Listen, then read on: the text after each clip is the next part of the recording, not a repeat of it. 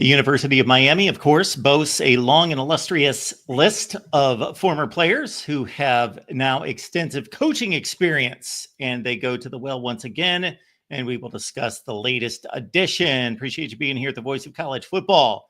Miami Hurricanes, live every Wednesday, 7 Eastern, thanks to this guy, Cam Underwood from State of the U, of course, here to break down the Canes. Hey, Cam.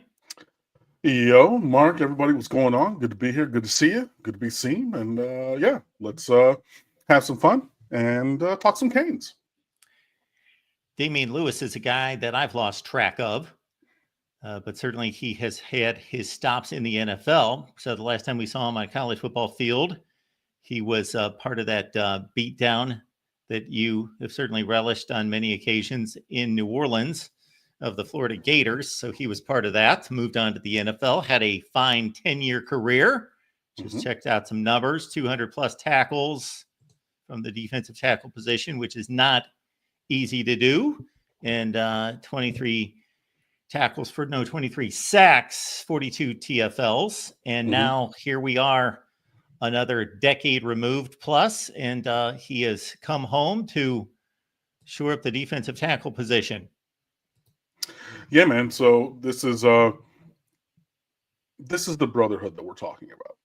You know, like everybody says, you know, like when you saw all of the players on the sidelines back in the day, you know, guys in the NFL coming back to Miami to train on campus or, you know, running the hill over at Tropical Park, things like that. Like you want everybody to stick around or, you know, and have a place if earned, you know, and you had Ed Reed was on staff, you know, things like that. And yeah, Damian Lewis, he was a senior my freshman year in 2000.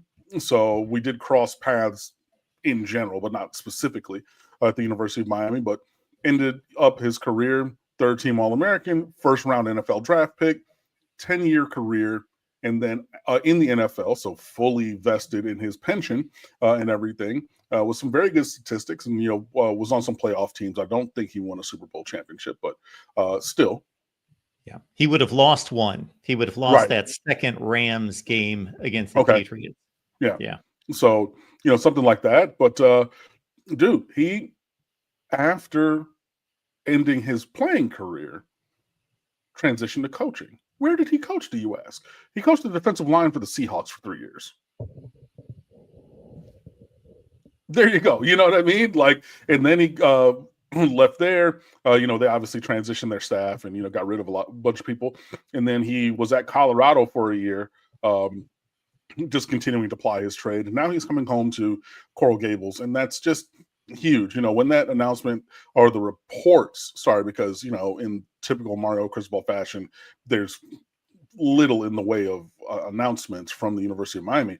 But when the reports came out, the multiple reports that Damian Lewis was going to be hired for the staff, there were so many people who immediately were like, this is a great guy. Like he's a Pantheon level, you know, good guy, Hurricane. Like everybody loves him.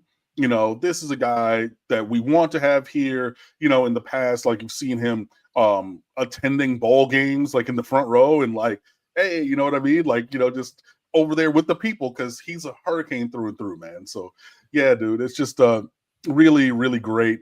I think, defensive tackles coach and just, defensive line and then tackles specifically, and then assisting overall with the Seahawks, coaching the DL in Colorado last year.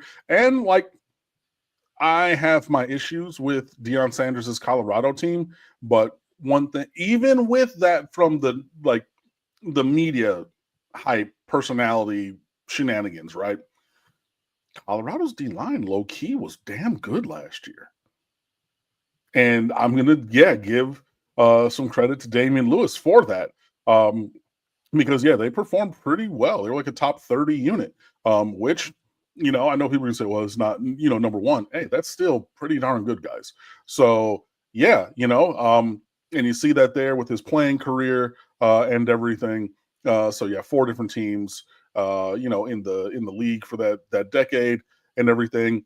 And so, this is a guy, this is what you want to see. You know, I know everybody was hurt about Ed Reed leaving, you know, when he was here and everything. This is a guy who has the bona fides to coach here, right? Started like, I mean, it took him a while, obviously from 2010 to 2020. I don't know if he was assisting or whatever in between, right? But this is a guy who coached in the NFL, right? Now, I know people are going to say, well, what about Warren Sapp? Warren Sapp was also an assistant over at Colorado. And that was Warren Sapp's first coaching experience. Do I think that eventually he could be? Yeah. Well, and I know the pushback is going to be, well, wait. Jason Taylor wasn't a coach anywhere else. You got me. You're right. But even with all that being said, Damian Lewis has an extensive coaching resume to this point. So, yeah, that fits. And we obviously needed a change at defensive tackles. I was trying to be nice about it because I like Joe Salavea as a person, but like outside of Ahmad Moten, you know, to quote Office Space, what is it that you say you do here? You know what I mean? Like, I love his personality and he's a good guy, Joe Salavea, but like you know, recruiting didn't necessarily go that well. And then you look at the guys who even came in, like a Justin Scott, and then all the talk was like, well, other staff members were the lead on that, and he plays your position. So, I mean, you're not even doing your own shopping on Top Chef. You know what I mean? Like you're outsourcing that to whatever, you know, DoorDash to go get the stuff. So what are you doing? You know, and again, I think he's a good guy. I think him going back to his alma mater of Arizona to create space for somebody was a good move. And then that someone that we bring in is a homegrown Cane with NFL coaching experience in Damian Lewis. I think that's a home run hire. I think it's another really, really great get. And I'm excited, you know, and he bleeds orange and green. Like I said, we've seen Damian Lewis attending in the stands multiple games previously, like not even calling the athletic department and being like, yo, hey, let me on the sideline. Nah, hey, if I gotta pay for a ticket, I'll go pay for a ticket because I will pay the cost to be the boss and be in the stands with the people. That's what he was willing to do before and is now going to be on staff. I love it. So I'm guessing the Miami connection for you is a tiebreaker. It's icing on the cake. It's not like, let's go see who's out there that used to be at the U that we can get as a defensive tackles coach. Yeah, it's not where we start things. I grew up in Michigan, and my uncle and several friends are Michigan men and Michigan women, you know, and like that lead, it's a different mentality, man. Like even in the world of like business, you know, because he is an entrepreneur, my uncle, and owns several businesses and things like that. And he'll take me like, oh, you're a Michigan man. And you could just, it's the foundation from which everything starts. For me, yeah, no, it's definitely like, it's nice to have on the list down around, you know, 8, 9, 10, 11, 12, but like, we're not going to start there. And, you know, I was talking on my other podcast on Friday with Brian the Beast London. And before I recorded that one, I said, you are happy and you are lucky because everybody was talking about potentially having Shannon Dawson. You know, that report that maybe Ohio State was kicking the tires on bringing him up there as offensive coordinator. I said, Brian, and I know Beast, right? And I was like, you have to be the happiest person ever because you and I know if Shannon Dawson would have left, the deluge of comments, emails, super chats, all this stuff about Ken Dorsey to Miami would have been astronomical. So, you know, yeah, that's, and only because he started, you know, he was here and like inverting that from like the special seasoning to like the meat of the conversation. So yeah, no, it's a nice thing to have if you can get it, but it's not necessary. Although Ken Dorsey's career at Buffalo has been pretty impressive. I don't know where he is now. Is he still there? Nah, he got fired from there because they scapegoated him, and then they brought in the dude from Pembroke Pines who was at LSU, Joe Brady, and then he was in Cleveland and then got scapegoated there also. But again, you know, but if you even took away the fact that he was at Miami, like, and played at Miami and was a legend at Miami, been an offensive coordinator and quarterback coach for an MVP Cam Newton, you know what I mean? He has a wealth of experience as well, but simply for the fact that he went to Miami, that would have been right up to the top. And then we would have the conversation again of people saying, well, King Dorsey is not good enough to coach at the University of Miami. but I digress. Brief pause, everyone. Please like the video. And if you're not subscribed here, it costs nothing. It simply allows you to be at first access of any content, and the live stream notification that you want to definitely latch onto is that you subscribe, you hit the bell for the notifications. That tells you exactly when anyone here is going live to talk Miami football with you. And we much appreciate everyone stopping by. And we will take your comments and questions, of course, and consider a contribution if you are able to. Is there anything on the recruiting front going on right now? Guys are just scheduling official visits at this point for later on in the spring. I saw that there's a running back from Ohio. He has a favor Azim or Azih or something like that. He just scheduled one. You got super big fish like Derek Cooper from Chaminade has scheduled his. Keyshawn Stansel, a nice defensive tackle from Carolina. Camden Portis, son of Clinton Portis, who's committed to Miami presently. He's scheduled his or announced that he's coming, but that's been on the books for a minute. There was another couple of guys that I saw that Miami was trying to get down. Javian Mallory, the running back from West Boca. Favor Akih, A-K-I-H, from Ohio. He's one of the recent ones who has scheduled his. And then in terms of targets and conversation, Jackson Cantwell, the number one offensive tackle, 6'7", 300 pounds, damn near 6'8". He's like 6'7.5" from North Carolina. I'm sorry, from Missouri, Nixa, Missouri. That's somebody that Miami's chasing. Tristan Keys, the number one rated wide receiver in this class, has been linked to Miami in recent days, and they're trying to get him on campus. But there's also the, usual suspects of like a Calvin Russell from Miami Northwestern, Kenyi Pepe, another offensive tackle from IMG Academy, and the list goes on. But really, right now they're just doing all of that stuff and trying to set those things. And to Pop and Willie's comment, I saw it was multiply reported that Ken Dorsey is actually going to be an offensive analyst who will be doing video study and early game planning, not offensive coordinator. And that was according to like Ian Rappaport and Josina Anderson that I saw on social media yesterday. So if you want to go look up, that's where I saw that information.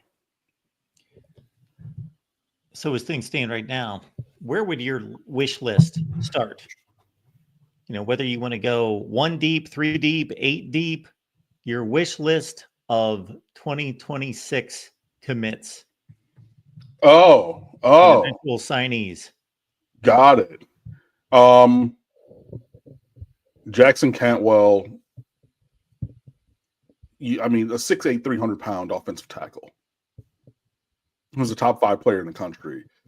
It's real hard to look away from that, especially when you're really in that time of we need to start locking down elite replacements for guys who are going to be leaving the roster. You have Markel Bell for another year, maybe 2.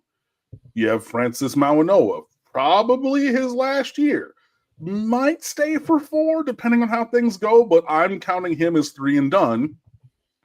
So, now is about that time. Is Samson Okunlola going to be able to step into a starting offensive tackle role? Remains to be seen. You know what I mean? And he was another 5-star in that same class with Mawanoa. Some of these developmental guys, are you going to actually be able to unlock their potential? Who knows? So, that's a guy at the top of the list. If you can get the number 1 wide receiver in America, like Tristan Keys from Hattiesburg, Mississippi, yes, please and thank you. Definitely want that. Derek Cooper from Chaminade, running back, linebacker, wants to play both ways in college. I don't necessarily see that for him. The last person to do that and do it well was like Miles Jack at those positions because it's a little bit more physical on an every play basis than playing on the outside, like, Travis Hunter. So I don't know. But regardless, that's your white whale from Chaminade. Do not let him go to Columbus. Do not let him go anywhere else. Lock that down. Calvin Russell, 6'5" wide receiver from Miami Northwestern. Let me get that, please and thank you. That's probably where I start the conversation in this class. To go further than that, I would probably have to look a little bit more, just to refamiliarize myself with all of the different names. But I would say the 4 or 5 that I've listed off the top of the dome is probably where I would start with the wish list in this class. Miles Jack, wasn't that guy something? I remember him at UCLA, and he carried it on into the pros to a small extent. He basically was primarily a linebacker, but to play at the big time college football level, like you say, in 2 physical positions, and he was just, I don't want to say one of a kind, but an extremely rare breed.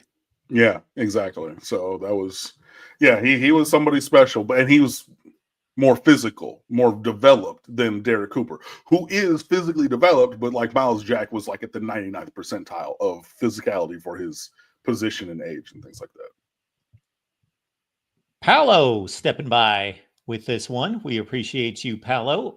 Which NFL player's son made you feel old when you saw Miami recruiting him? For me, it was Patrick Surtain II. I don't know. I think that's maybe like a good poll question for like others, because like working in high schools and things, like I've seen these guys, like, and even been in college and seeing their kids early on in their NFL career and everything. Like I was aware of these names and I've seen them and things like that. So like it was less shocking. Like the ones that are really, for me, he's not even a current year recruit yet, but DeMarcus Van Dyke III, DVD 3. Like I remember, because DVD was behind me, like his father, he was behind me in college, and then he had his son, and his son is like a current sophomore, so he's like a 28 recruit, 27 class recruit, and everything, and he's already like 6'2" with like a 6'7", or like with really long arms, probably like almost a 7-foot wingspan, like, and everything. And I'm like, that kid, that's the one. Because I remember when you were like knee high to a fly, and now I see you at the tailgate and I see you playing games, and you're, all bowed up and wiry athletic and everything. And you like, that for me is more the one than any of the ones that are. But like, I can see like when you get like exposed to these names and everything, it's like Portis and PS2 and like, I get it. Especially if a guy has a long NFL career, and he's retiring like in his late 30s, and he already has a 12 or 13-year-old running around. So he turns around about 5-6 years later, and you're like, man, that's like a Joey Porter Jr., you know what I mean? Because he was in that kind of a timeline, cornerback who went to Penn State and is now in the league. What's his name? Just won a championship, 54 for Philly, the linebacker. Son of the linebacker, wearing the same number, wearing the same name. Oh my God. Oh, the Trotters? Yes, exactly. Yes. Trotter. Yeah. Right. So like something along those lines. But I mean, I would say DVD 3, and he's not a Miami player or anything. But like Gilbert Arenas. I just remember we were in the same we might have been in the same class, but like I'm at the old end of my grade because of when my birthday falls, and like the grade because I was right on the borderline. So my parents held me back. So I was like an older kid. And then Gilbert Arenas was the same year, but like super duper young. So it's almost like a year and a half, 2 years between us type thing. And then like his kid is a senior now. So Smitty and Ken's, I see Trotter. That was the name that I missed. But something like that. All right. We've got Corey. Thank you for the contribution, sir. Do you think we will always replace departing coaches externally or start building the talent from within? We've built from within before. I mean, there have been times that we've done that. When you see Demarcus Van Dyke taking over for Mike Rumpf, cornerback coach, that was an internal promotion. You know what I mean? In the past, Rob Chudzinski was an internal promotion. I know, okay, well, you're going back to when you were in college. Yeah, but Miami has done that when you have the requisite level of talent in the room. You know what I mean? So I mean, shoot, the tight ends coach, Corey Woodell, excuse me, he was an internal promote when Stephen Field left to be the director of the recruiting department after having been an on-field coach. We promoted from within. So yeah, it has happened. It can continue to happen, but I think it's more a factor of who the person is than where they are, right? So if you have the right person and they're in the building already, then you make that move. If you make the evaluation that, hey, Edwin Pata, a great offensive line assistant, right? But for whatever reason, we don't have a full head position coaching role for you right now, then you go and find a person that fits what you need. Well, maybe Edwin Potter was a bad example because obviously Mirabal, but like somebody else, like Benedict Hippolyte, right? He was off like running backs guy, right? He was there. You could have promoted him after having won a state championship at Carroll City and everything. You could have promoted him, but then you go get Matt Merritt. Why? Because you believe that you needed to go get there. Jason Taylor was promoted from within. Was he? Did I miss that? That he was analyzing or being an analyst before he got? Did I miss that? Maybe I did, Muhammad. Maybe I did. But yeah, I think that you go get the person from. He was an analyst the year before taking over as defensive ends coach. Okay, well then maybe I just misremember that or didn't know that. Okay, so boom. So technically then Jason Taylor would be an internal promotion, but obviously his profile from having played for the Dolphins and his Hall of Fame career kind of does twist that a little bit away from the heart of the question that Corey Fleming has asked. But great information, obviously. And hey, I appreciate y'all sharing that because I clearly missed it. But yeah, I think it's more you got to go get the right person. If they're in the room or if they're in the building already, then move them from the outskirts of the conference table to the front row of the conference table. And if they're not in the building, then you go and get them from wherever they are. My thought is that it's got to be pretty much a rarity because we're talking about Miami. We're not talking about Georgia State. Therefore, if you're looking for a position coach, then you want somebody with previous position coach experience. If you're looking for a coordinator, you want somebody with previous experience. And if you're promoting them, then obviously they don't have said experience unless they've gone somewhere else first. Yeah, I mean, and again, it's the quality kind of a thing. If you believe this person has the quality, internal or external, then you go with that. But yeah, if you have analysts who have that, that range, a la Jason Taylor, then you make that happen. Otherwise, you go and find them from somewhere else. All right, folks. What's that? Kenson, my former student, man. Yeah, pulling up. Nice. Folks, we appreciate you being here, of course, and make it an every week deal. Wednesday night, 7 p.m. Eastern, with Cam and myself. Please like the video and subscribe. And this is one I'm serving up for Cam to do some work on, roll up his sleeves. As I enjoy exercises like this. So we can all look back at previous recruiting classes and say, oh, Mark Rick's classes were 8, 11, 7, 13, whatever they were, something in that range. However, did they really turn out? Who left? Who stayed? And of course, going forward, this is going to be quite the exercise to do because of the transfer portal. But we're still at a place early enough in that dynamic that most of the guys stuck around in evaluating or reevaluating the classes going backward. So we're going to put Cam through the calisthenics of doing that. I would love to see a group of really well-founded recruiting people, that know their particular teams all get together and re-rank the classes from each year. But that would have to be a collaborative effort. It couldn't be done by one individual re-ranking his own class. Yeah. That said, let's go to Miami and let's go to 2023. And before we do that, we do have a super chat coming in here. We appreciate. Oh man, there's a lot of words there. Here comes True the glass. showstopper. I'll read it. How different do you think the playoffs would have been if the top 4 seeds were the top 4 AP ranked after conference weekend?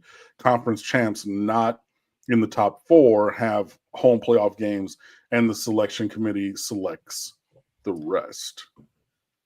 If I recall correctly, Oregon was number 1. They were the only undefeated team in college football. Georgia won the SEC, so they were 2. Notre Dame was 3 and Penn State was 4. I think that was the top that was 4. correct. Well, you would have had a different national champion. That's for sure. Yeah. I mean, in that true showstopper, and appreciate the super chat. It's completely rebuilding the structure of the playoffs. You know what I mean? Like, all the matchups would have been different. And styles make fights. You know what I mean? And like, matchups matter. So all the matchups would have been different. All of the travel would have been different, and things like that. So yeah, I think it would have drastically changed things. I think that you would see a different national champion than the one who won it this year. And yeah, I mean, some of the major storylines that were present in this playoff that actually happened in reality, I think some of those storylines don't actually happen. Oregon, Ohio State, round 7 from the last 3 years. You know what I mean? Indiana at Notre Dame, like a huge, massive in-state rivalry, once in a lifetime, once in a generation type thing for Indiana. That doesn't probably happen, and then you get Arizona State, Texas, and like there were all of those crossovers, and then Boise State, PSU, and there was there were enough off-field storylines from players and coaches and narrative things. It would have, been very, very different. But I mean, to brass tacks, I think that you probably have a different champion overall. I could go a zillion different directions, but I'll just take this one opportunity that I'm looking at the NCAA men's basketball tournament. I'm also looking at the NFL playoffs and seeing how college football is veering in both of those directions in a perception standpoint, in that Oregon was the best football team during the regular season. They had the unfortunate path in meeting, whether it was the best team in the country or the hottest team in the country, Ohio State, and getting trampled in the Rose Bowl. And then because of the layers involved, like, oh, now we're going to wait over a week and play another round. Then we're going to wait like 10 days and play the championship game a la the Super Bowl. And then I heard conversations after the season that said, okay, Ohio State pretty much proved they're the best team. Who's the second best team? And I heard, well, it was Notre Dame. Obviously, they made the championship and they were fairly respectable in the championship. Oh, no. Well, Texas, they gave Ohio State the best game. No, Penn State, they barely made, they would advance by a field goal. And Oregon's just kind of left on, and they were the 13-0 team that actually beat Ohio State. But because that just seemed like ancient history at that point, it's like, oh.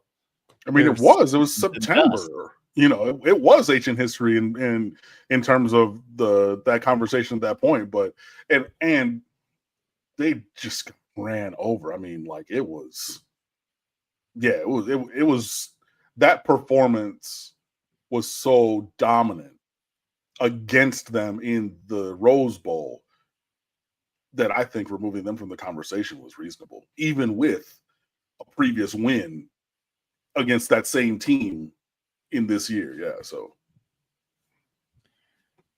good stuff, man. All right. Enjoy those kind of questions. And I enjoy these as well. The aforementioned look back at the 2023 Miami recruiting class. And of course, as soon as I go to it, they decide to pop up an ad. And therefore we always knock down. There we go. And we've got this. So let's blow it up and start with the top of the class with 26 signed. That top 4 players, that's a heck of a class right there to start out. I mean, one would think for sure Fred Langston. Sorry, we're going to just hit that real quick. Appreciate the super chat, my boy. And hopefully you're enjoying this breakdown as we get it going. Francis Mauigoa, nailed on start at right tackle since day one. Probably a 3-year player and a top 50 draft pick leaving after next year, if not a first rounder. Yeah, dog. That one works. I think that was appropriately ranked, rated, and he's just been the dominant force that we think, or we thought that he was going to be. Samson Okunlola, I mentioned him earlier, not found his footing yet. This is a guy, and there were rumors of his lack of upper body strength that I think were true from what we've seen moving into the collegiate level. So he's taken a longer arc of development than even fellow 5-star Francis Mauigoa. So this is a guy who I hope will rotate in along the offensive line this year and fancy himself as a starter next year. We will see what happens with Samson Okunlola, but in recent retrospect, maybe a little overrated. And there were whispers of that, even from when he was in high school, but was the jury's still not out on him. He did also get injured early on in his freshman year. And then, so not the 24 season, but 23. In that year, he got injured and then had to sit out the rest of the year, even from practices. So it's just, you have a day one starter and then a guy who redshirts and is starting his ascension, hopefully.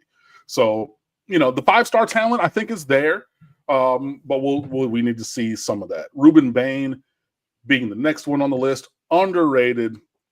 He was underrated as a recruit. They've done some re-leveling.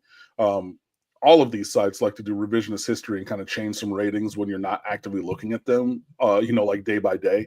But yeah, this is a guy who should have been a 5-star. He was just a dominant force. You saw it as a freshman. Unfortunately, he was injured the majority of this past season after tweaking his hamstring, rolling his ankle in the opener at Florida.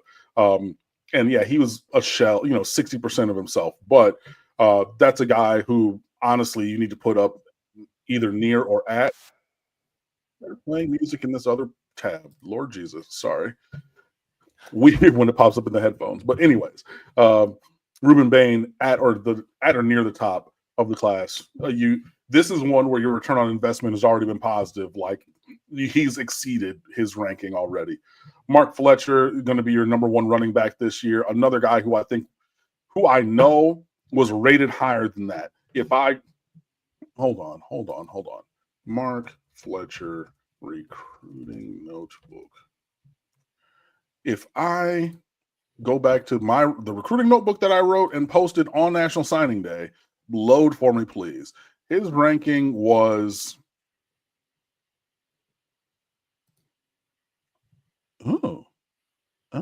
excuse me. They bumped him up. Yeah, that's what I thought. He was 243 in the class, number 15 running back nationally, number 48 in the state of Florida at the time of his signing in December. And then now they're like, well, we should actually move him up a little bit.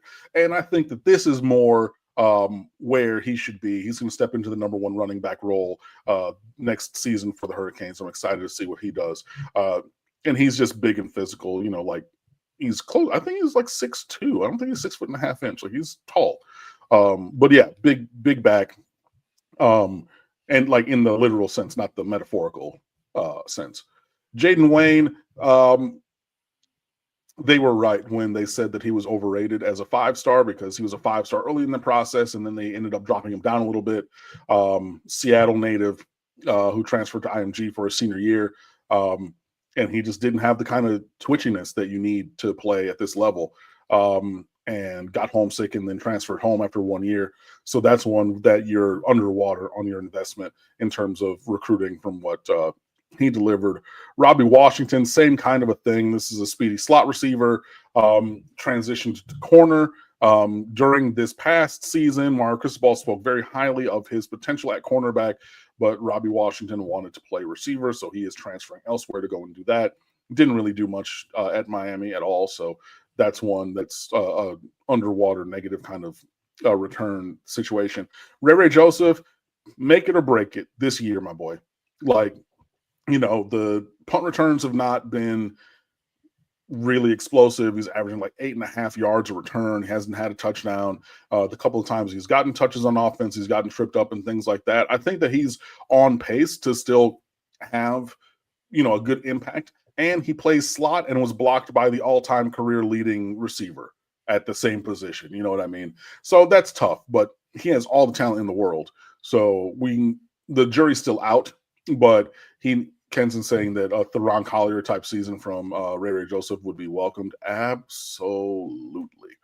Riley Williams, very talented tight end, also from Portland. So this was a lot of West Coast recruits. Mario Cristobal's first recruiting class. He has since transferred back to Oregon State. Excuse me.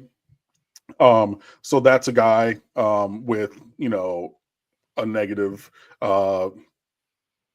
output here. Robert Stafford really brought onto the team because he was fast and he got ran by on multiple kick return touchdowns, and is leaving because his skills at cornerback were not good enough to find the field, even for the kind of secondary that Miami was fielding. So that's another one where what you thought you were going to get and what you got didn't match up in the bad way.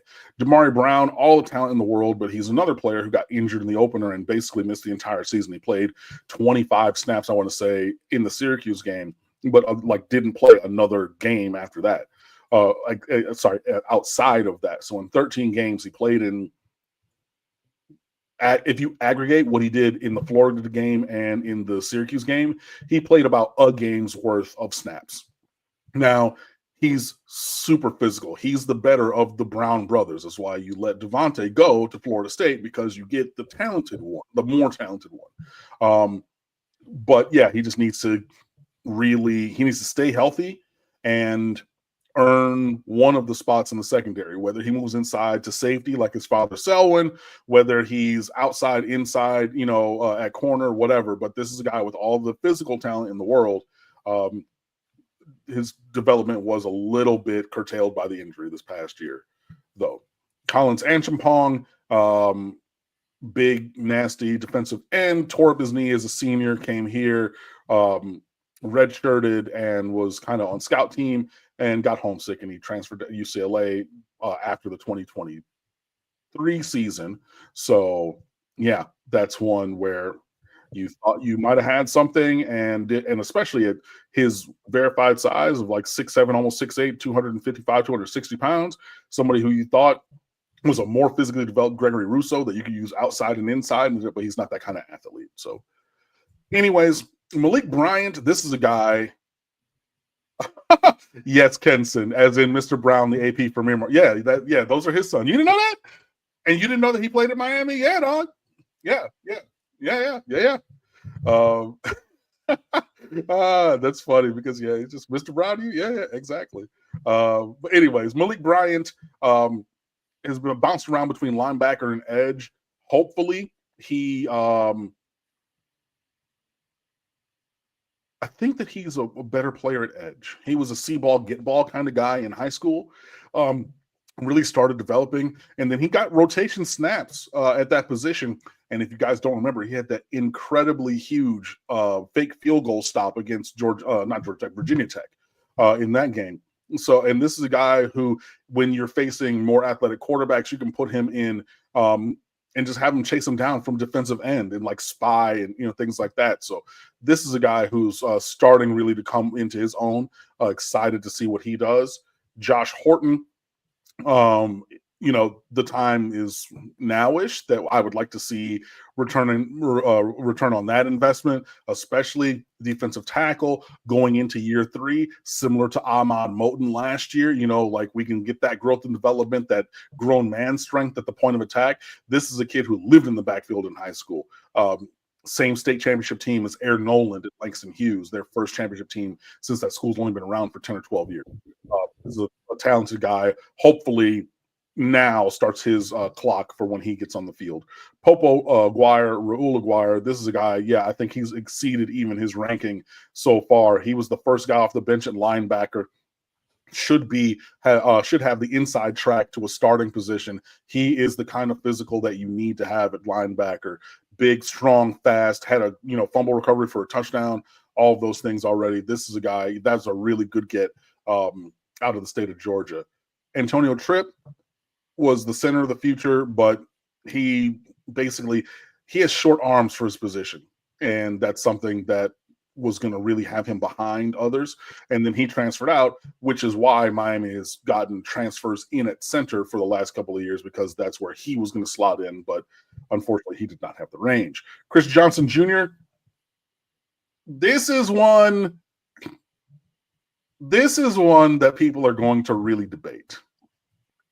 Because if you play the College Football 25 video game, you and I know speed kills. And number 24, Chris Johnson Jr., was like CJ2K from the NFL. If you give him a little bit of space, that kid is gone. You saw it on a swing pass for a touchdown this last year, on the kick returns. He's a more straight line guy. He doesn't have a ton of wiggle. So he kept getting tripped up by his shoestring. You're thinking, oh my God, he's going to break one. This guy is going to go to SMU, and he's going to be Brashard Smith part 2, and he's going to eat in that inside zone run game. He didn't have that takeoff ability. Like he does have it in the video game, but not necessarily in real life. So but he's one of the players who's left that I really think could have had a role here. He's a casualty of numbers because Miami had 5 running backs who reasonably could have started last year. Damian Martinez, Mark Fletcher, Jordan Lyle, Chris Johnson, and A.J. Allen. All 5 of those backs literally could have started. So there's not enough snaps, basically. And he left to go be the man. And I hope that for him. But that's going to be one of the ones we look back on and be like, how is he a 3-star? Should have been a 4-star. And he was a multiple-time state champ sprinter in high school, which y'all know. Tommy Kinsler, is he still on the roster or did he transfer out? If he's, I don't remember. I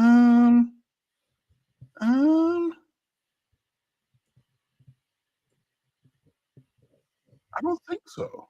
Oh, dope. Okay, cool. So if he's still here, then that would be a real addition, or a good retention. You see the size, 6'6", 330.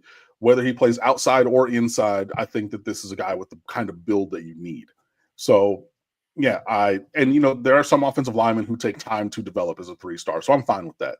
Bobby Washington, this is a recruiting success story. This is a guy who's developed into a very, very athletic. Oh, he's not developed into his athleticism. He's been very athletic, but now he's starting to put all that athleticism together on the field. When he got on specials, he started flashing and making plays. And then he earned his way into the base defense even, and was making plays. I think he caused a fumble.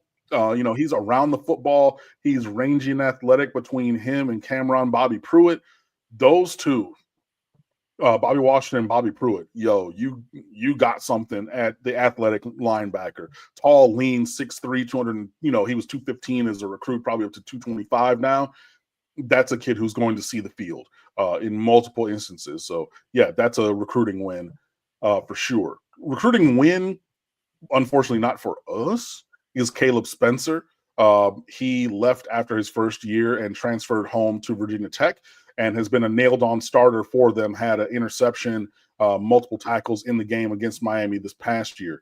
This is a guy who has stepped into a starting ACC-level player at a legacy brand team. It's just not Miami as the legacy brand team. So yeah, that's a recruiting win for Miami to get him out of Virginia, but his career is taking shape elsewhere.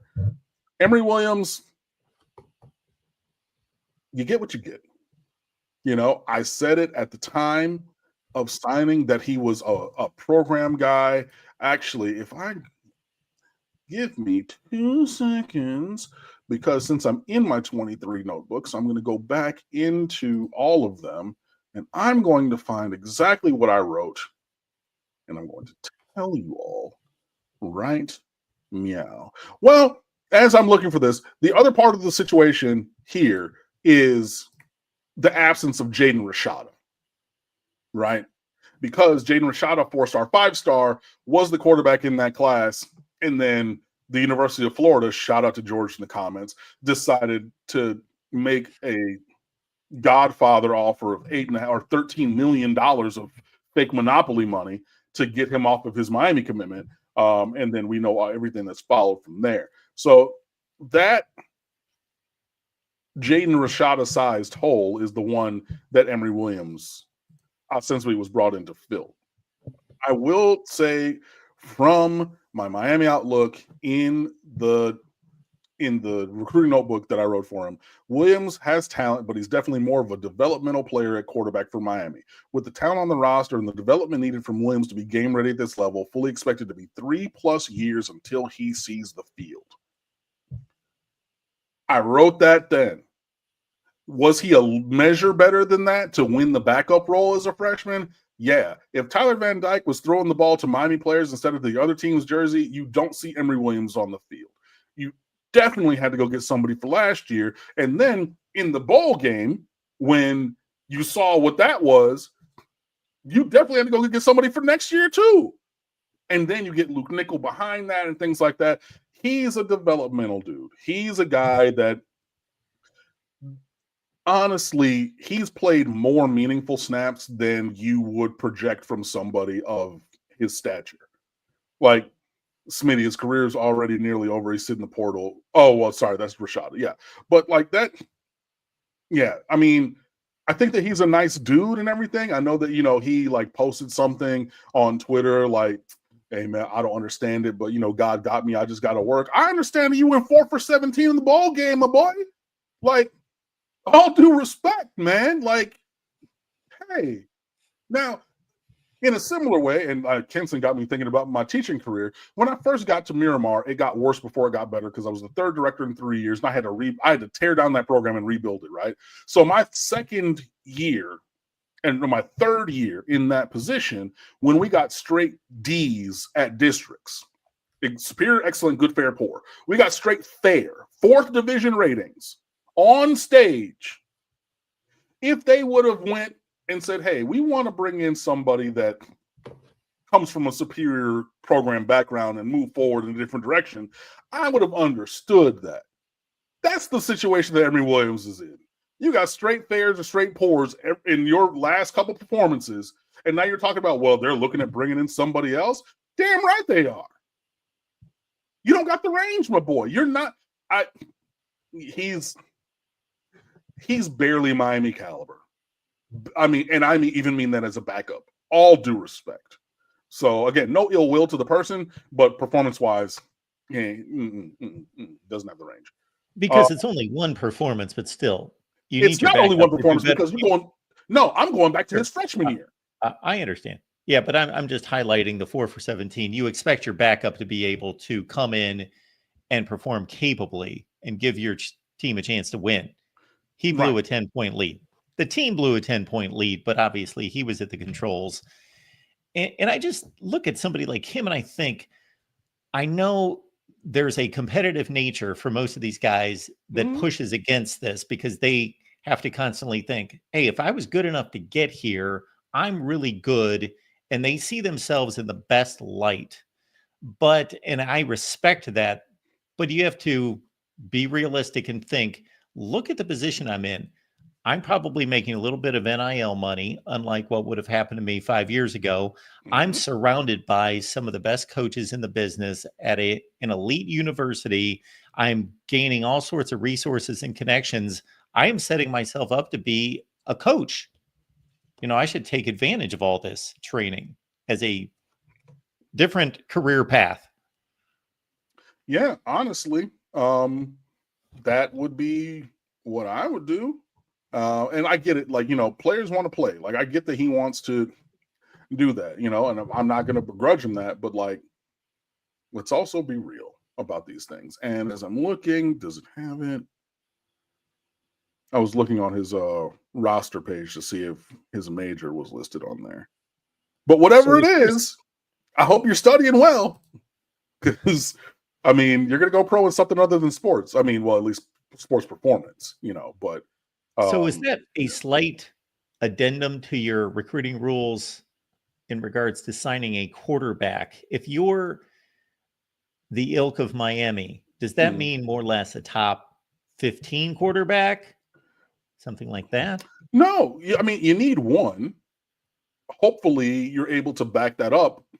I mean, you're not going to get the number one recruit every single year, a la my San Diego State dynasty on College Football 25. I literally just stack 5 stars so that they don't go to other teams. This is real life. That's not going to happen. You have to have a quarterback every year. The thing is, the issue comes, and like the issue that Miami is trying to overcome is you've now, or with Emory Williams followed by Judd Anderson, now you've taken 2 developmental players back to back.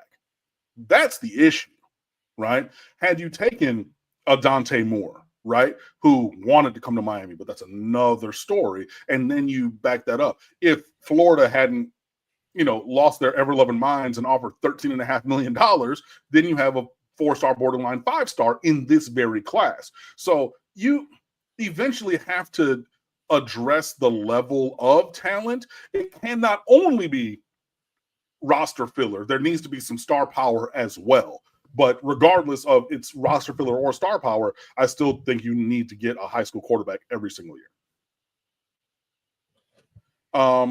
Jackson Carver, the tight end in this class, 3-sport athlete, lacrosse, hockey, and football. Four sport actually: lacrosse, hockey, football, and track. I believe between a couple of different schools and everything.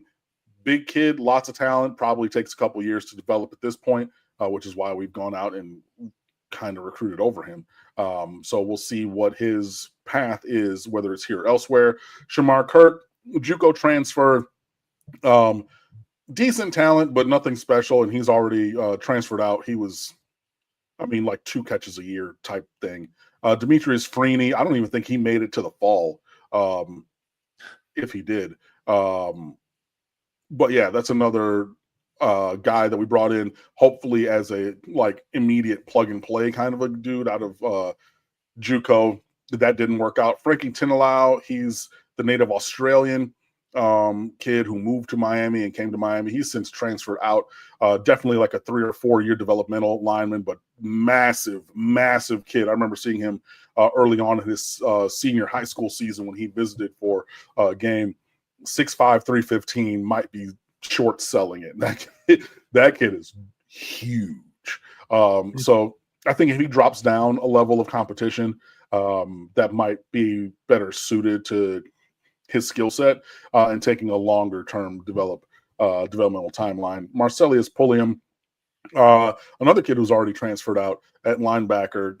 He was battling like a Popo Aguirre, but Aguirre obviously, again, if we're talking CFB 25, Marcellus Pulliam kind of had the normal dev trait, and Popo Aguirre the elite dev trait. So, the growth rates were different. He's gone. And Dylan Joyce, love it. Starting punter, like 3rd team all conference. Didn't get much work last year because Miami didn't punt, but 1.5 times a game. But nailed on starter and been a seamless transition from Lou Headley, the previous Australian punter. That one is an unqualified win for Miami in terms of recruiting, especially in terms of what you get back. So yeah, that's a great get. There it is, the 2023 class review. And again, those first 5 or 6 names just jumped off the page at me. Yeah. And they should. And that's where those are going to be your star players. Those are going to be the names that you know. As you go down, those are going to be your workhorse dudes. Those are going to be your Anez Cooper, starter, honorable mention all conference. Not going to be at the top of the list when we review his class in a couple of years. You know what I mean? But you get starting level players in many spots. It's like the NFL draft. Your first rounders are your superstars, but the starting lineup probably going to be a lot of 2s, 3s, and 4s, round draft picks, which is fine. You can go pro and you can do that. Like, you can have those players have a big impact, but you have to have the star players as well. So I think today's Wednesday. So yes, today I actually released the recruiting rules recap for this current recruiting class for Miami and made that very point. There are star players in this class, but the thing for Miami is you have to recruit from the top of the list down. Not saying, okay, 8 of your top 10 players locally or in the state are going to go to teams that are not Miami, and you're okay with that, and starting your shopping list further down. No, Jeremiah Smith, all of these dudes at the top of the list. That's where it needs to start. You cannot just give those players away to other teams. That's the difference, right? So if you're talking about a Julio Jones, if you're talking about an AJ Green, if you're talking about a Ryan Williams, you're talking about a Jeremiah Smith, Amari Cooper, Jerry Jeudy, all of these dudes with names, superstar players, those are the ones that you have to get. You cannot only have a roster of, 3rd, 4th, 5th round draft picks. You can win with that. You can go 7-5, 8-4 with that. But you need guys to be game changers. You remember the 1 year of Ahman Richards? Remember what he was as a game changer, right? That dude who Alabama wanted in the run of all of those receivers got him. That kind of player. Those players exist. You cannot let those players go. So just like Mark was saying, as we, retrospectively went through the class of 2023, at the top of your class, you need to have names that when a national pundit who's not a Miami fan, not a Miami blogger, not a Miami content creator, pulls up the list, right, and then sees the list and says, oh, shit, wow, I remember all of those names.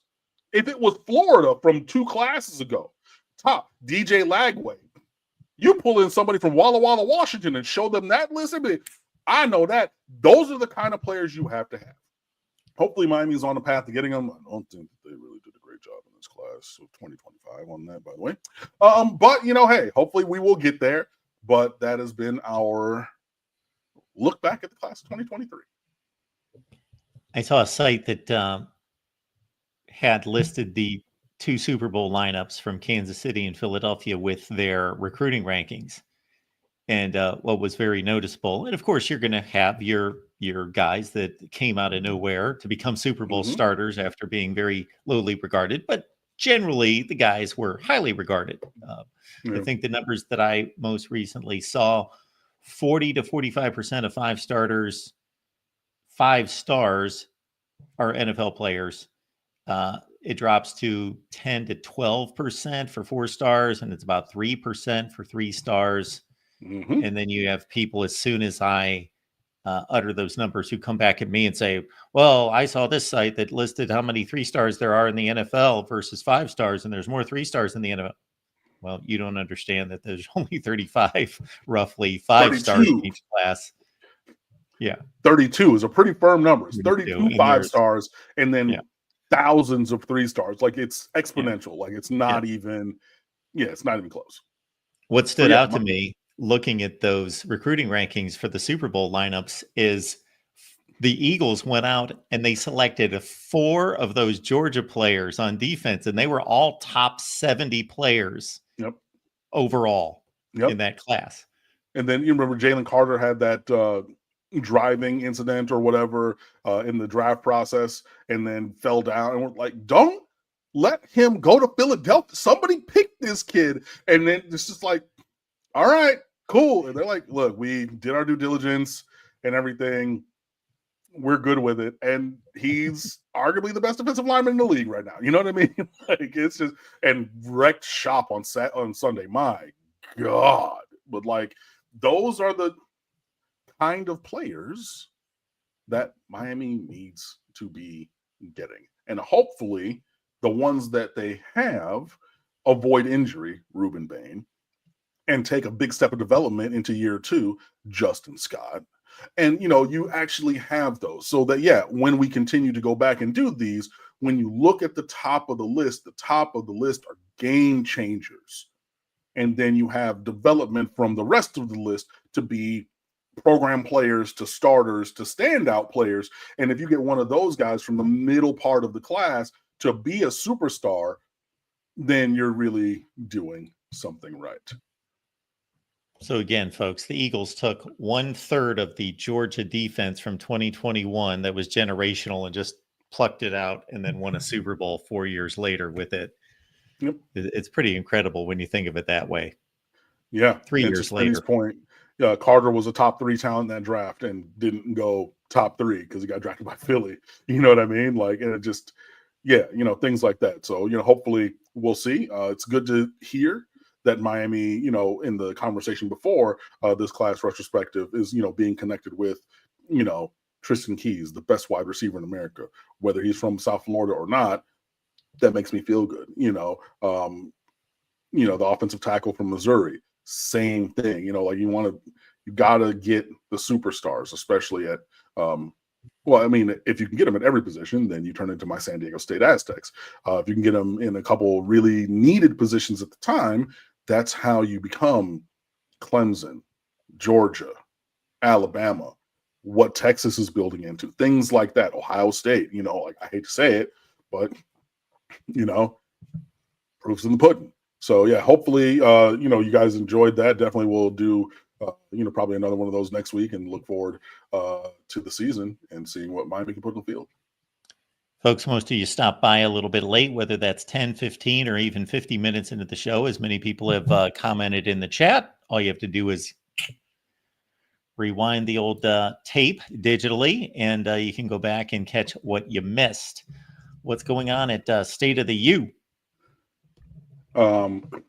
Smitty is telling me to stop over-recruiting my dynasty. I absolutely will never do that. I am worse than Saban was, bro. I get 28, 30 kids a year, and if you got a normal dev trait, like pretty much, cutting you. I don't care, bro. Like, yeah, we're ruthless Aztecs over there. But State of the U, man, we got a lot of great stuff. We're wrapping up the State of the U awards and our position recaps going on. I had a little recruiting piece that went in there today. Like I said, we got a couple other award pieces coming up tomorrow and through the rest of the week.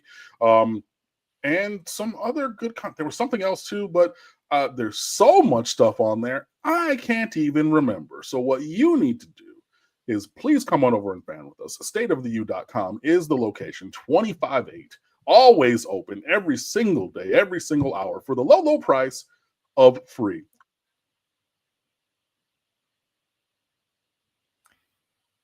Really appreciate it. Like and subscribe. You froze there for a second, so I thought that it was right on free. It was a perfect ending there, and so I was about to jump on in. But yeah, it is free. It's great. So yeah, please come on over and fan with us. If you have not done yet on this channel in this video, like, subscribe, share, and we will see you when we see you.